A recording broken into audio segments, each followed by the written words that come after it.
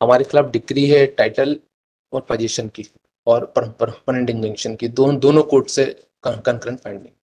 हम प्रतिवादी क्रमांक एक थे, हमारा प्रतिवादा था कब्जे के लिए, तो हमारा प्रतिदावा खारिज कर दिया और वादी गणों का वाद स्वीकार कर लिया। दूसरा ये था, इसमें हमारा जो प्रति ऑर्डर से In suit for declaration and restoration of possession has been decreed. जी मैम। और पोजीशन क्या था आपका?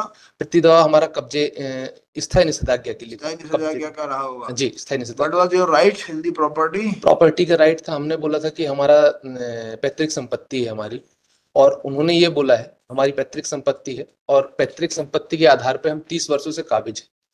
दूसरा ये था कि हम पैतृक संपत्ति पे काबिज होने के साथ साथ एक एग्रीमेंट हुआ था 2009 में, जिसके तहत वादी गणों के पिता से हमारा एग्रीमेंट, हम भाई हैं, पारिवारिक सदस्य हैं, और ये हमारी मतलब भाभी लगी, भाई की पत्नी और बच्चे। हमारा एग्रीमेंट हुआ था 2009 में, जिसमें हमने 5 लाख रुपए इनको दिए थे। उन्होंने ये बोला था कि हम उस पे एग्रीमेंट में ये बोला था कि हम काबिज हैं, और काबिज रहने के आधार पर चूंकि मुझे मेरा शरीर का स्वास्थ्य खराब रहता है इनके पिता, और उसके आधार मैंने 5 लाख रुपए ले लिए हैं और मैं उसको विक्रय कर दूंगा। और कब्जे पे उस समय उस एग्रीमेंट में भी माना था कि हम कब्जे में। हमारा ऑर्डर, इसमें एक चीज और ये हुई थी कि 6/12/2021 में एक हमारा ऑर्डर 17 रूल 3 में ट्रायल कोर्ट ने प्रोसीड कर दिया था। क्या कर दिया था? ऑर्डर 17 रूल 3A में प्रोसीड कर दिया था। क्या कर दिया था? आगे प्रोसीड के बाद क्या हुआ था? प्रोसीड में ये किया था कि उसका एविडेंस हुआ था, क्रॉस पूरा नहीं हो पाया था, और हमको अपना एविडेंस लीड करने नहीं दिया था, और क्रॉस एग्जामिनेशन नहीं करने दिया था। और आपका क्या काउंटर क्लेम खारिज कर दिया था? हमारा काउंटर क्लेम खारिज कर दिया था। आपकी मतलब कहना चाहिए कि आपने गवाही नहीं दे पाए थे? हम गवाही नहीं दे पाए थे। फिर 6/12/21 को खारिज किया, और 17/12/21 को उन्होंने फाइनल डिक्री दे दी थी। अच्छा, दूसरा ये था कि जब हमारा उसमें कारण ये था, जब हमने 6/12/21 का जो ऑर्डर किया था, उसमें हमने ये बोला था कि हमने इस केस का ट्रांसफर पिटीशन सेक्शन 24 में लगाया है, तो इसकी प्रोसीडिंग रोकी। तो कोर्ट ने बोला कि क्योंकि ट्रांसफर पिटीशन एक ग्राउंड नहीं है, और उसको ना मानते हुए हमारा राइट क्लोज किया, और 2 और 3 का राइट भी क्लोज कर दिया था। बोलो और बोलो, इतना जाओ ना। इतना फैक्चुअल एस्पेक्ट हो गया। क्या कानूनी एस्पेक्ट क्या है? अब कानूनी एस्पेक्ट ये है कि वादी गणों ने अपना जो राइट क्लेम किया है, वो उन्होंने एक वसीयतनामे के आधार पर क्लेम किया है। वसीयतनामा उन्होंने बोला है कि उनको जो संपत्ति प्राप्त हुई है, वो जो इनके पिता थे उनकी माता की वसीयत से प्राप्त हुई है, जो सोनाबाई थी। सोनाबाई ने एक विल करी प्रवीण जैन के नाम पे, इज द जो पति है वादी क्रमांक 1 का। और कहना उनका टाइटल नहीं है, ऐसा कहना है? हाँ, हमारा टाइटल नहीं है। तो आपने फिर एग्रीमेंट उनसे क्यों किया था? एग्रीमेंट में ही लिखा हुआ था कि टाइटल नहीं है, लेकिन चूंकि उनको पैसों की आवश्यकता है और वो वहां पर रहते हैं, हम पोजीशन में, लेकिन पैसों की आवश्यकता और वो उसमें हमारा भी हिस्सा है, ऐसा उस एग्रीमेंट। क्या है प्रॉपर्टी? हेक्टेयर में, मतलब जमीन है? जी, जमीन 17 हेक्टेयर। 17 हेक्टेयर? जी। अच्छा, किसकी थी? 17 हेक्टेयर जमीन थी सोनाबाई की। सोनाबाई और शिखर चंद को, ऐसा वसीयत के प्लीडिंग में आया, कहीं पर भी प्लीड नहीं। वसीयत कर रहे नहीं, मतलब प्लीडिंग में ही आया जी। उसने लिखा होगा ना ये प्रॉपर्टी किसकी थी, वो बताइए। उसने तो ये लिखा कि ये प्रॉपर्टी उसको सोनाबाई से मिली। इसको उनके प्रवीण जैन को, मतलब वादी गणों के पति और पिता को। वादी किसके थ्रू राइट क्लेम कर रहा है, ऐसे बताइए। हाँ, वादी क्लेम कर रहा, उनको उत्तराधिकार के आधार पर मिली, अपने पति थी, तभी तो प्रवीण जैन की थी। प्रवीण जी। सोनाबाई का नाम बोला? सोनाबाई प्रवीण जैन की माँ है। सोनाबाई प्रवीण जैन की दादी है, सॉरी। प्रवीण जैन पहले आया कि सोनाबाई पहले आई?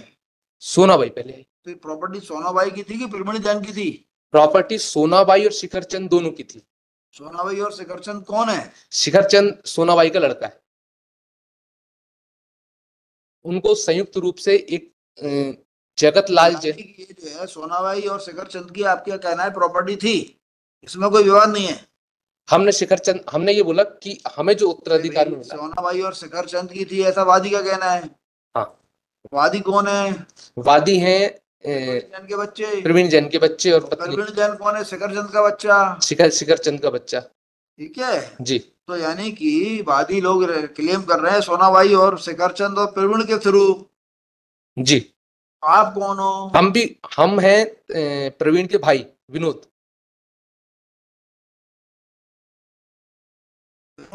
जी। और हमने क्लेम किया कि हमको ये संपत्ति हमारे पिता शिखर चंद के उत्तराधिकार से प्राप्त हुई। तो ये लोग फिर कैसे क्लेम कर रहे हैं, ये वादी लोग कैसे क्लेम कर रहे हैं? वादी लोग दो तरीके से क्लेम कर रहे हैं। एक तो उनका कहना है कि हमको सोनाबाई ने एक संपत्ति करी, ये सॉरी वसीयत करी जो प्रदर्श P7 है, और उस वसीयत के आधार पर उन्होंने प्रवीण जैन को एक वसीयत कर दी, और प्रवीण जैन, सोनाबाई ने वसीयत किसको की? प्रवीण जैन को।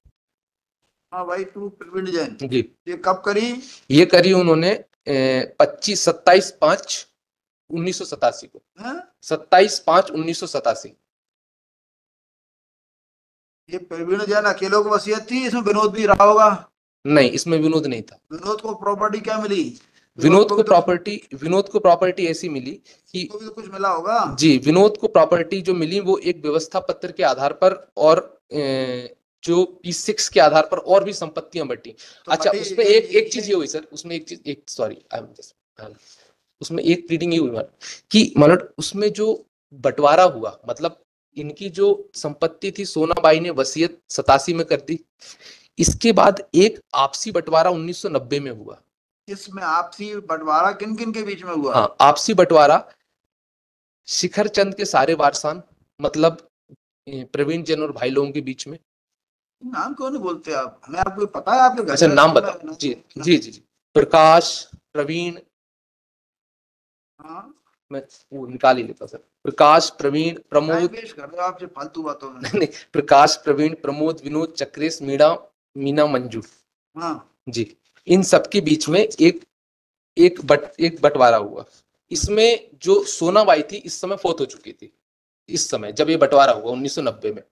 अब सोनाबाई फोत हो गई, लेकिन उस बंटवारे में सोनाबाई की उस वसीयत का जिक्र आया कि सोनाबाई ने अपने हिस्से की जो जमीन है वो इन लोगों को दे दी गई, इसलिए वो जमीन इसमें समाहित नहीं करी गई। जिक्र आ गया इसमें? हाँ, इसमें आ गया, जिक्र आ गया। यानी कि आप लोग उस वसीयत को मानते हो? हाँ, हम, हाँ, उस ये इस वसीयत में जिक्र आया। अब वसीयत में जिक्र आ गया, अब जिस वसीयत से आपको संपत्ति मिली, उस वसीयत में सोनाबाई की वसीयत, वो इस बंटवारे में सोनाबाई की वसीयत का जिक्र आ गया। सोनाबाई की वसीयत। फिर आप कैसे कह सकते हो कि ये लोग मालिक नहीं है? अब सोनाबाई की वसीयत देखना बहुत जरूरी है। सोनाबाई की वसीयत है P7, इसके आधार पर उन्होंने इसको क्लेम किया। सोनाबाई ने खुद ही ये लिखा है कि ये जो संपत्तियां मुझे मिली थी वो यानी कि ये प्रॉपर्टी जो है वो सोनाबाई की हो गई, इसका तो विवाद नहीं हुई सोनाबाई। आपका आर्गुमेंट क्या है?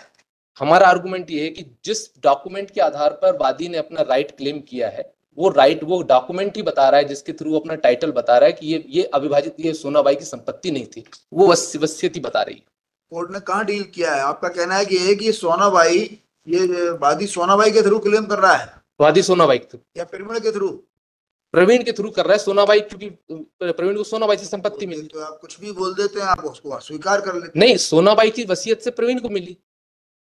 सोनाबाई से प्रवीण को मिली, और प्रवीण वगैरह के बीच में बंटवारा हुआ। हाँ, प्रवीण और विनोद वगैरह के बीच में बंटवारा हुआ। 90 में हुआ। वो 90 में हुआ। सोनाबाई के थ्रू प्रवीण को मिली। सोनाबाई के थ्रू प्रवीण तो को मिली। आपका वो उस दस्तावेज में सोनाबाई का टाइटल तो एक्नॉलेज कर दिया फिर आपने? नहीं, उसमें टाइटल एक्नॉलेज जो आया, दस्तावेज बताइए जरा। P6 है सर। एक्नॉलेज किया? P6 है सर, P6 है मतलब।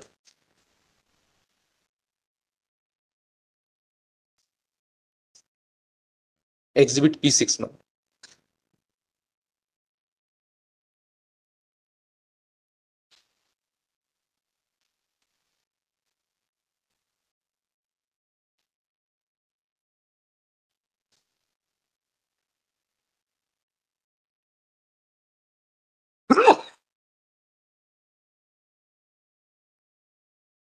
P6 में वसीयत वाला लाइन पढ़िए, कौन सा पैराग्राफ है? है सर, पहला पेज, महावीराय नमा से वो लास्ट पैरा, ग्राम मैखादोन पटवारी हल्का नंबर इतने इतने। पेज पढ़ रहे हो सर? ये जहाँ P6 लिखा ही है सर, एग्जिबिट P6 ऊपर साइड में, उसका नीचे देखेंगे सर, आ और बा, नीचे सा के ऊपर वाला बा। ग्राम मैगदुन पटवारी हल्का नंबर 33 इतने इतने की कृषि भूमि सोनाबाई विधवा जगतलाल जैन बैसाखिया द्वारा उनके हिस्से की कुल भूमि स्वामी हक की कृषि भूमि 27/5/1987 को पंजीकृत वसीयतनामा के अंतर्गत उनकी अंतिम इच्छा अनुसार स्वेच्छा से पूर्ण हो हस्तांतरित हो चुकी। अतः इस आपसी कौटुंबिक व्यवस्था के अनुसार बैनामा के अनुसार उपरोक्त भूमि को सम्मिलित किए जाने का प्रावधान शेष नहीं रह गया है। जो पंजीकृत वसीयतनामा कौन सा है जिसके आधार पर ये लोग आए हैं? P7 तारीख वही है उसकी 27/5/87। जी 27/5/87।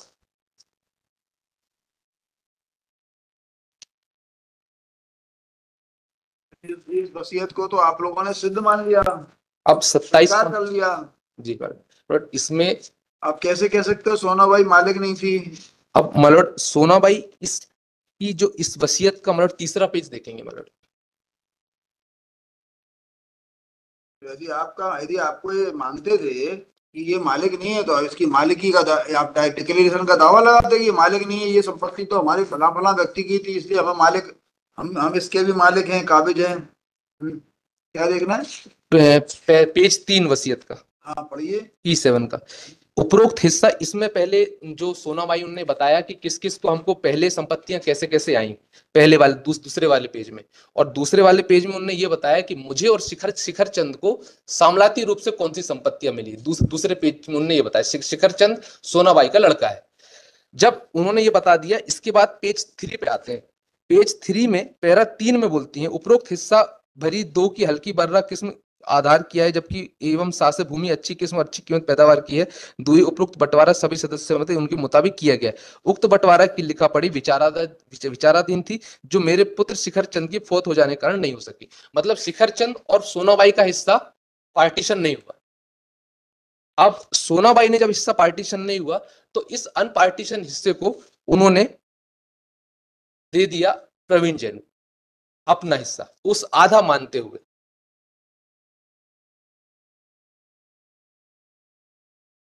और जो आगे उन्होंने लिख दिया पेज 4 पे,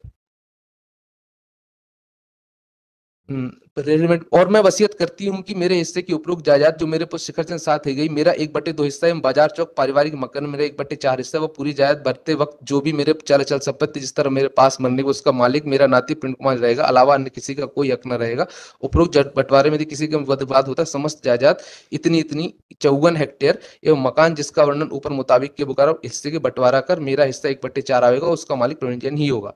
जिस तरह मेरा उक्त जायदाद से स्वत हित अधिकार जो प्रवीण जैन स्वत्वाधिकारी है रहेगा, इसका मेजर अधिकार रहेगा। अब इसमें मलट की अनपार्टीशन हिस्सा था सोनाबाई का, यदि हम शिखर चंद और शिखर चंद की हम सारी संतानें हैं तो अपने फाइल एनी सूट वो अपना डिक्लेरेशन का दावा लाते। आपने तो इसके अंदर क्या हुआ, जैसे ये जो एग्जीक्यूट हुआ P6 का दस्तावेज, उसके अंदर आपने उसको स्वीकार कर लिया, वसीयत हुई है। और ये इस प्रॉपर्टी में जो आपका क्या नाम है, आप लोग कौन हो? हम हैं विनोद जैन, विनोद जैन। विनोद को P6 में विनोद को क्या मिला? विनोद को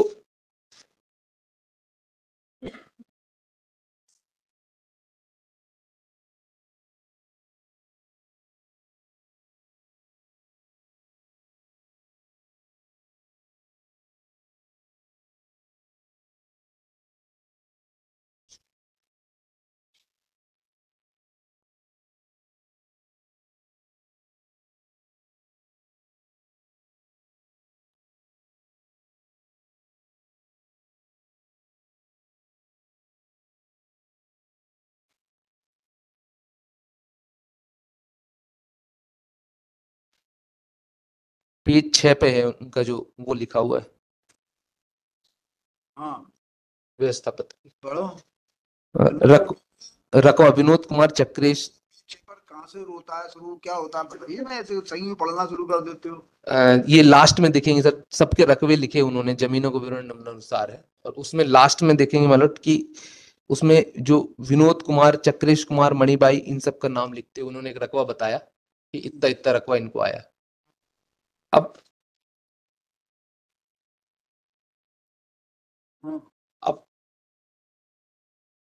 इसके बाद मतलब हमारी 2 आर्गुमेंट थे। एक आर्गुमेंट तो हमारी ये रही कि अनपार्टीशन थी उसकी विल वो अपने हिस्से की, लेकिन उस पार्टीशन की अपनी, क्योंकि अविभाजित संपत्ति थी, उसका भी विभाजन नहीं हुआ था, तो वसीयत का तो राइट ये होता तो नहीं। अब आपका जवाब दावा बता दो, जवाब दावे में क्या लिखा था आपने? आपका काउंटर क्लेम ही खारिज हो जी गया। जवाब दावा है सर हमारा। जी मैम।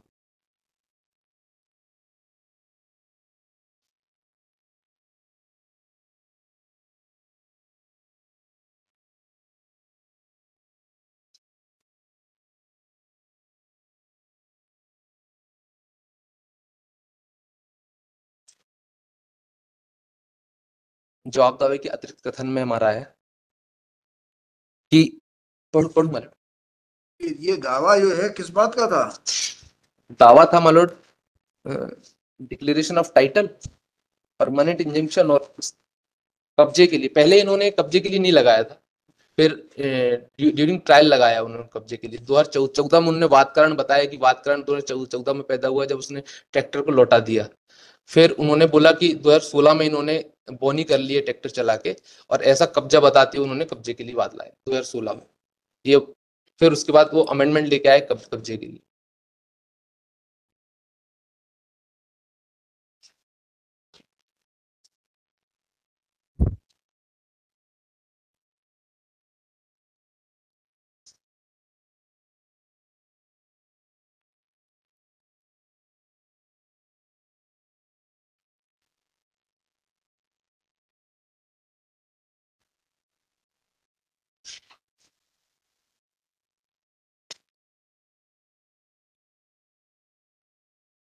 हमारा अतिरिक्त कथन है जवाब दावे का पेज 3, जिसमें हमने अपनी प्लीडिंग करी।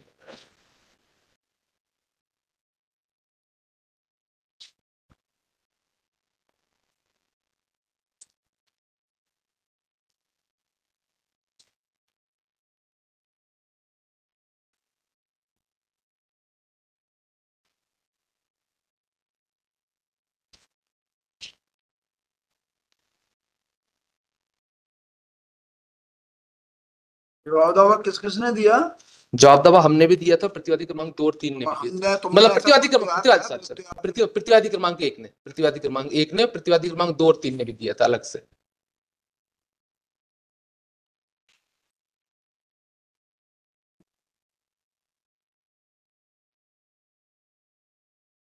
किसने काउंटर क्लेम दिया था, लगाया था? काउंटर क्लेम प्रतिवादी क्रमांक 1 ने लगाया था, जो अपीलार्थी है। केवल काउंटर क्लेम एक ने जी नंबर एक ने एक ने लगाया? लगाया, सिर्फ एक ने लगाया, 2 और 3 ने नहीं लगाया।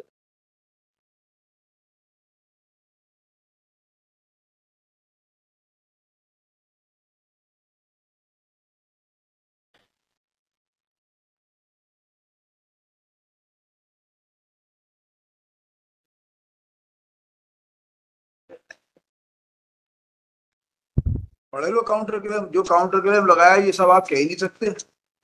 पढ़े लो काउंटर क्लेम क्या लगाया है। जो आप बहस कर रहे हो ये बहस कर सकते हो क्या इस बात में? पढ़ो अपना काउंटर क्लेम पैरा नंबर 1।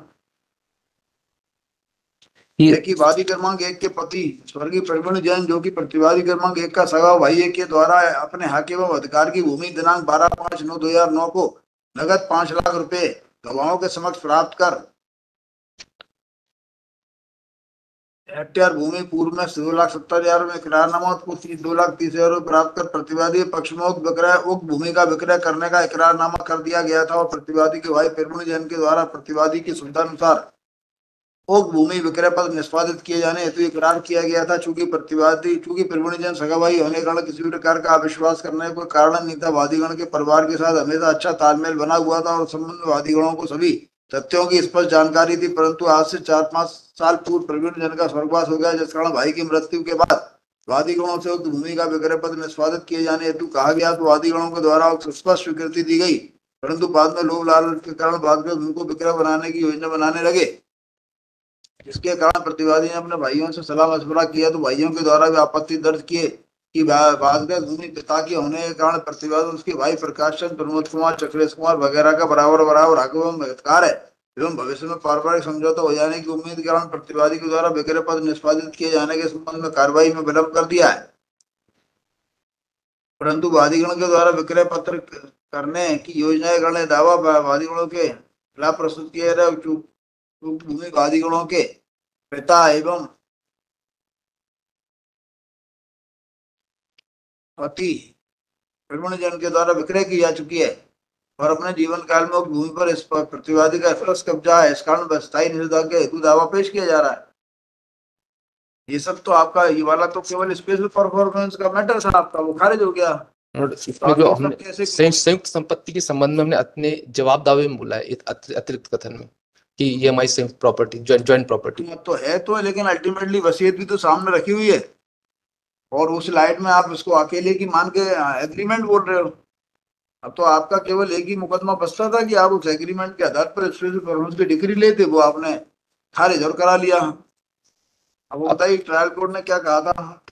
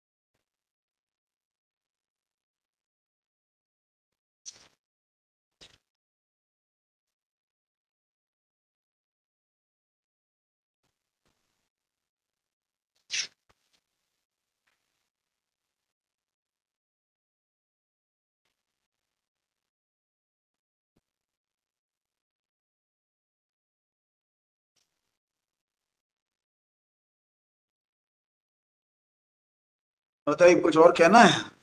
मनोट यदि इस पार्ट को भी माने कि हमारा एग्रीमेंट था और उसके तो सेक्शन 53 के ए के आधार पर भी पार्टली 53A में कब होता है बताइए। 53A के अंतर्गत कब आपको प्रोडक्शन का राइट मिलता है। 53A में आपको कब मिलेगा प्रोडक्शन का राइट बताइए।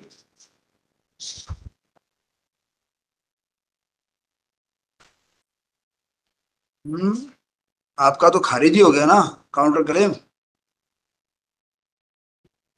काउंटर क्लेम कब खारिज हुआ बताइए। काउंटर क्लेम उन्होंने 17/12/2021 उसके खिलाफ आपने कोई एक्शन लिया। हमारा प्रतिरक्षा का अवसर उन्होंने समाप्त किया, उसमें 17(3) के ए के तहत कार्रवाई करती उन्होंने खारिज कर दिया। काउंटर क्लेम जब खारिज हुआ तो उसकी आपने समय रहते उसकी कोई कार्रवाई करी थी। 17/3/21 को खारिज हुआ जी, और ये 17/12 17/12/21 17/12 सॉरी 6/12/21 को हमारा राइट वो क्लोज किया उन्होंने 17(3) ए के तहत। 6/12/21 के खिलाफ आपने क्या किया। 6/12/21 मतलब ऑर्डर शीट देखेंगे तो रेगुलर चला केस और उसके बाद फिर उन्होंने क्लोज करते हुए 17 को उसको जजमेंट कर दिया।